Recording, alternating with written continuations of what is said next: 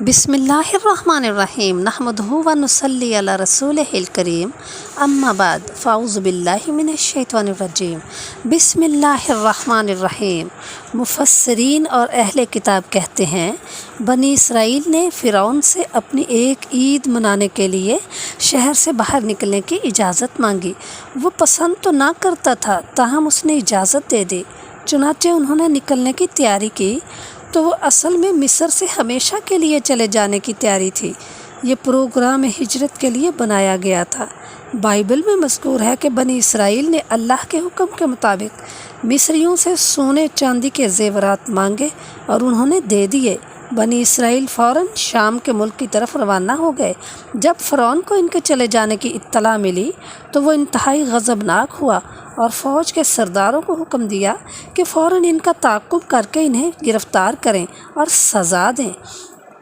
اللہ تعالیٰ قرآن پاک میں ارشاد فرماتے ہیں، اور ہم نے موسیٰ کی طرف وحی بھیجی کہ ہمارے بندوں کو رات کو لے کر نکلو کہ فرعونیوں کی طرف سے تمہارا تعاقب کیا جائے گا۔ لہٰذا فرعون نے شہروں میں نقیب روانہ کیے اور کہا کہ یہ لوگ تھوڑی سی جماعت ہیں اور یہ ہمیں غصہ دلا رہے ہیں اور ہم سب باساز و سامان ہیں، تو ہم نے ان کو باغوں اور چشموں سے نکالا اور خزانوں اور نفیس مکانات سے ان کے ساتھ ہم نے اسی طرح کیا اور ان چیزوں کا وارث بنی اسرائیل کو کر دیا۔ تو انہوں نے سورج نکلتے یعنی صبح کو ان کا تعاقب کیا۔ جب دونوں جماعتیں آمنے سامنے ہوئیں تو موسیٰ کے ساتھی کہنے لگے، ہم تو پکڑے گئے۔ موسیٰ نے کہا، ہرگز نہیں، میرا پروردگار میرے ساتھ ہے، وہ مجھے راستہ بتائے گا۔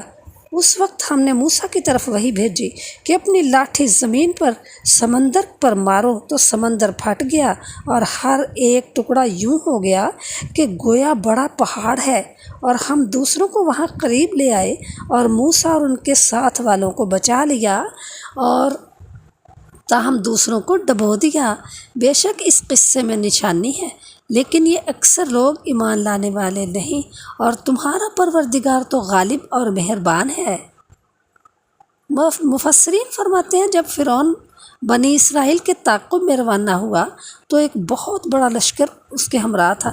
کہتے ہیں اس کی گھوڑ سوار فوج 1,00,000 سیاہ گھوڑے تھے اور اس کے لشکر کی تعداد 16 لاکھ سے زیادہ تھی۔ واللہ اعلم۔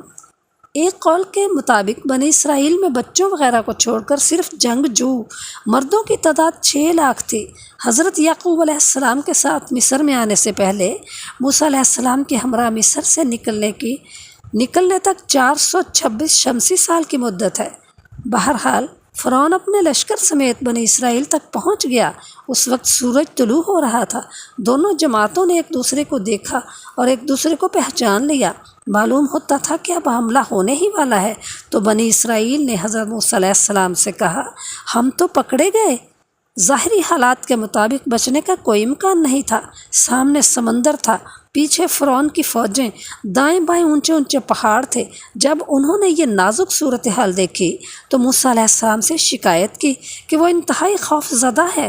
موسیٰ علیہ السلام نے فرمایا، ہرگز نہیں، یقیناً میرا رب میرے ساتھ ہے، وہ ضرور مجھے راہ دکھائے گا۔ آپ اپنی جماعت کے پچھلے حصے میں تھے، وہاں سے آگے آ گئے، دیکھا کہ سمندر کی لہریں تلاطم خیز ہیں۔ آپ نے فرمایا، مجھے یہیں گزرنے کا حکم ہوا ہے۔ آپ کے ساتھ آپ کے بھائی ہارون علیہ السلام اور حضرت یوشع بن نون بھی تھے، جو اس وقت ایک اہم قائد اور عالم تھے۔ انہیں موسیٰ اور ہارون علیہ السلام کی وفات کے بعد نبوت سے سرفراز کیا گیا۔ ان کے حالات اگلے صفحات میں بیان ہوں گے انشاءاللہ۔ قوم فرعون میں سے ایمان لانے والا مومن بھی ان کے ساتھ تھا۔ اس نے کئی بار گھوڑا سمندر میں داخل کرنے کی کوشش کی لیکن کامیاب نہ ہوا۔ اس نے موسیٰ علیہ السلام سے عرض کی، اے اللہ کے نبی، آپ کو یہیں سے گزرنے کا حکم ہوا ہے؟ آپ نے فرمایا، ہاں۔ جب معاملہ انتہائی نازک صورتحال اختیار کر گیا اور فرعون پورے لاؤ لشکر سمیت قریب پہنچ گیا تو مومن انتہائی پریشان ہو گئے۔ اس وقت اللہ تعالیٰ نے موسیٰ علیہ السلام کو وحی فرمائی کہ سمندر پر اپنا عصا مار دیجئے۔ آپ نے عصا مارتے ہوئے فرمایا، اللہ کے حکم سے پھٹ جا۔ فرمان الہی ہے، ہم نے موسیٰ کی طرف وحی بھیجی کہ سمندر پر اپنی لاٹھی مارو، پر اسی وقت سمندر پھٹ گیا اور پانی کا ایک حصہ بڑے سارے پہاڑ کی طرح ہو گیا۔ ایک روایت کے مطابق اس میں 12 راستے بن گئے تھے، یعنی ہر قبیلے کے لیے الگ راستہ بن گیا۔ اسی طرح پانی پہاڑوں کی طرح کھڑا ہو گیا۔ اسے اللہ کی عظیم قدرت نے روک رکھا تھا۔ وہ تو جس کام کو کن کہتا ہے تو وہ ہو جاتا ہے۔ اللہ نے حکم دیا تو اس نے سمندر کے کیچڑ کو خشک کر دیا۔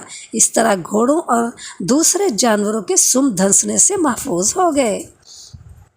اللہ تعالیٰ قرآن پاک میں ارشاد فرماتے ہیں، ہم نے موسیٰ کی طرف وحی بھیجی کہ تو راتوں رات میرے بندوں کو لے چل اور ان کے لیے سمندر میں خشک راستہ بنا لے، پھر نہ تجھے کسی کے آ پکڑنے کا خطرہ ہوگا نہ ڈر۔